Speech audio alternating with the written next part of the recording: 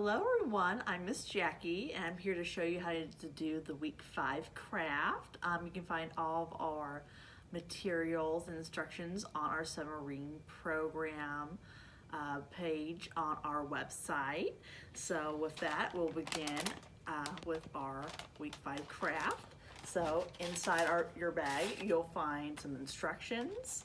You'll have a paper plate with another half paper plate attached. You'll have some paper filler, and then you'll have some vegetables that you'll have to cut out, and color. So with that, I will actually turn to mine that I have already pre-cut out and colored. So you'll have a carrot, an onion, and a radish. And you'll also color your paper plate. I have a grassy area and kind of a sky area.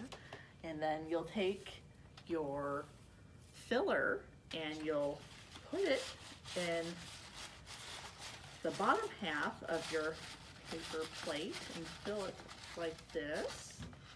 And then you can just take your vegetables and just plant them like so, or however you want. And there you go, you got yourself a little garden for that week. So I hope you enjoyed our paper plate gardening craft, and we'll see you next time.